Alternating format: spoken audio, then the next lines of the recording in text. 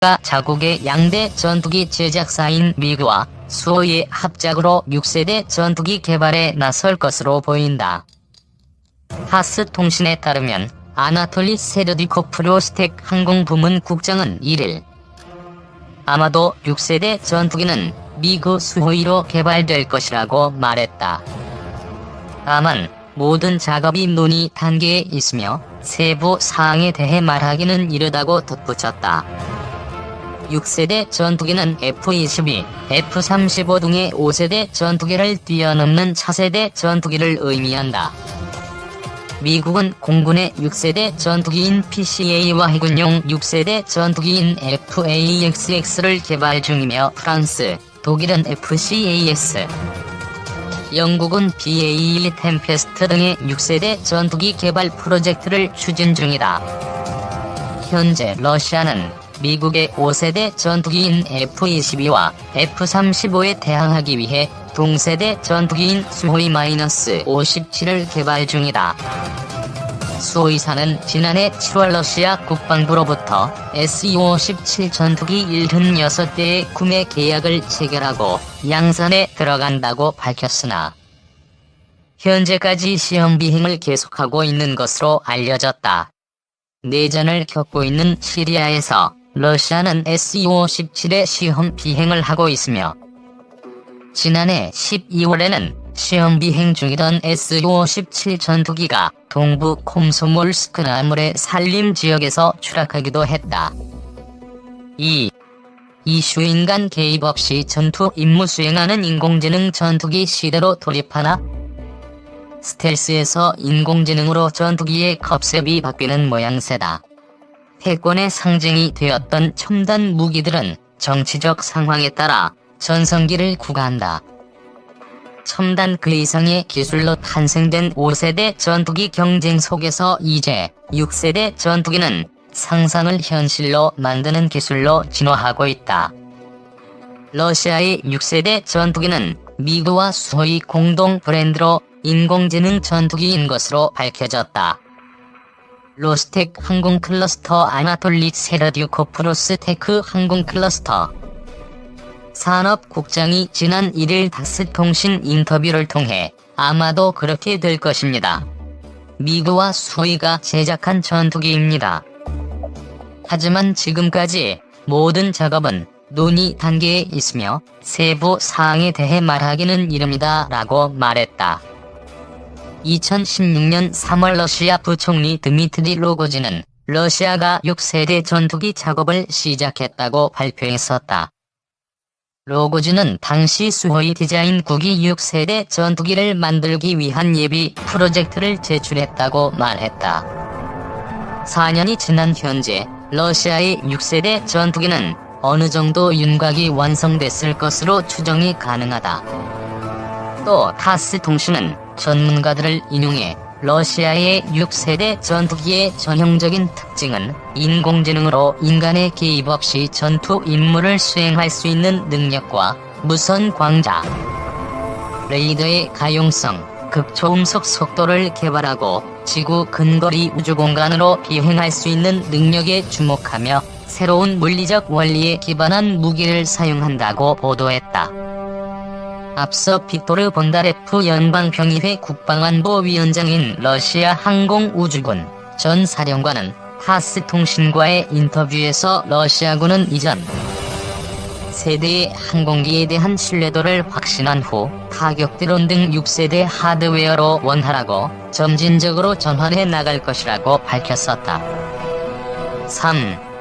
스텔스 잡는 스텔스기 띄운 미국 한국은 걸음마 수준 박수찬의 군 2030년대 이후 글로벌 제공권을 장악하려는 미국의 계획이 서서히 드러나고 있다.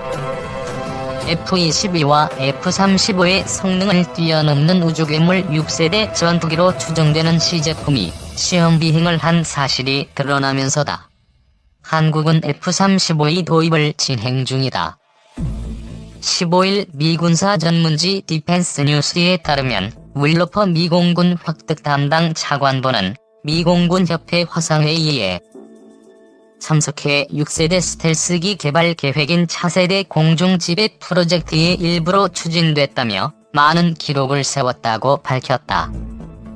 미 공군 차세대 전투기 프로그램이 초기 단계라는 점에서 시제기 시험 비행은 예상치 못한 일로 받아들여진다. 2030년대 초반의 모습을 드러낼 것이라던 세간의 예상을 깬 미국의 행보는 5세대 스텔스기처럼 6세대 전투기 경쟁에서 지지 않겠다는 의지를 확고히 드러냈다는 평가다. 일론 머스크도 전투기 개발 참여하나 로퍼 차관보는 차세대 전투기 제조사와 구체적인 성능 등은 물론 시험 비행 시점과 외형조차 밝히지 않았다. 6세대 전투기 개발을 선언한 중국, 러시아에 정보를 제공하지 않으려는 의도로 보인다. 다만 시험 비행을 했다는 점에서 비행제어 및 임무 시스템을 비롯한 소프트웨어 개발도 상당한 수준인 것으로 추정된다. 5세대 스텔스기보다 더 강력한 스텔스 성능을 발휘하려면 B-2 폭격기처럼 꼬리 날개가 없는 외형이 필요하다는 지적이다. 하지만 꼬리 날개가 없다면 고기동이 어렵다. 폭격기라면 고기동에 대한 중요성이 낮지만 공중전을 치르는 전투기는 사정이 다르다. 이 문제를 어떻게 해결했는지는 알려진 것이 없다. 다만 6세대 전투기는 F-35보다 항속거리가 길고 적재량도 훨씬 많을 것으로 보인다. 인공지능 기술로 데이터 분류, 위협 분석을 조종사 대신 처리하는 방안도 포함될 전망이다. 마하우가 넘는 극초음속 무기와 레이저 무기도 장착된다. 기체 내부에 전선 대신 광섬유를 설치할 가능성도 있다. 광섬유를 쓰면 항공기 내부 공간을 차지하는 전선 통이의 크기가 줄어든다. 훨씬 더 많은 정보를 더 신속히 처리하면서 무게도 줄어들고 내부 공간 확보도 쉬워진다. 로퍼 차관보는 차세대 전투기 시제품은 디지털로 설계와 조립 등의 시험을 하고 있다. 제조기간과 비용을 줄이는 방안을 찾는 중이라고 밝혔다. 디지털 엔지니어링과 신속한 소프트웨어 개발 등을 통해 항공기를 설계하고 조립해 시험하는 방식은 보잉과 사부가 개발한 T-7A 훈련기 개발에 쓰였다. 로퍼 차관보는 개발 및 생산과 유지 과정에서 대대적인 혁신을 예고했다. 그는 신형 전투기를 디지털로 설계할 때 더 많은 전투기 제조사들이 참여해 경쟁하며 거대한 제조시설이나 막대한 비용 또는 노동력은 더 이상 필요하지 않게 될 것이라고 밝혔다. 10개 이상의 업체가 군용기를 만들던 1970년대 이전으로 돌아갈 수 있을 것이라는 전망도 덧붙였다. 미 공군은 6세대 전투기를 짧은 기간에 복수 기종을 소량 생산하는 방안을 추진하고 있다. 기존에는 F-15나 F-16처럼 하나의 기종을 구매하면 성능 개량과 정비 등을 통해 30년 이상 운용했다. 반면 차세대 전투기는 설계 변경을 통한 성능 향상을 지속, 8년마다 새로운 전투기를 만들어 16년 사용한 뒤 퇴역시킨다. 방산업체의 수익성을 보장하기 위해 매년 50에서 80대를 구매한다. 디지털 설계를 통해 항공기의 공통성을 높이고 유지관리를 단순화한다. 이는 미국 방산업계의 수익 구조를 흔들 수 있다. 미 공군 전투기 프로그램은 경쟁사보다 저렴한 비용으로 개발 및 생산 단계에서 기술적 요구사항을 충족하는 기업에 유리한 구조였다. 사업을 수주한 기업은 개발 및 생산비를 낮추는 대신 성능 개량과 장정비 등에 마진을 붙여 이익을 얻었다. 항공기가 생산된 지 15년이 지나면 그때부터 유지비는 매년 3에서 7%씩 증가한다. 비행시간이 3,500시간이 넘으면 점검과 정비비도 비싸진다. 프로그램을 수주한 기업은 수십 년 동안 이익을 얻지만 그렇지 못한 기업은 경쟁에서 밀려나는 이유다. 한때 10개 안팎이었던 미국의 전투기 제조사들이 록히드 마틴과 보잉으로 압축된 이유이기도 하다. 미 공군이 오래된 전투기 운영에 상당한 자금을 지출하는 대신 짧은 기간에 복수 기종을 소량 생산한다면 비용 측면에서 상당한 절감 효과가 있을 것으로 보인다. 록히드 마틴과 보잉이 과점한 전투기 제조업에 참여하는 기업이 늘어날 가능성도 있다. 디펜스 뉴스는 개발비는 25%, 생산비는 18% 증가하지만 성능 개량비는 79%, 유지비는 50%가 줄어들 것이라며 스페이스X를 만든 일론 머스크에게 F-35의 경쟁자를 설계할 기회를 줄 수도 있을 것이라고 전망했다. 미 공군은 기존 스텔스기 현대화 작업도 추진 중이다. 미 공군은 180여 대의 F-22 성능 개량을 위해 내년 6월까지 록히드 마틴과 계약을 체결할 방침이다.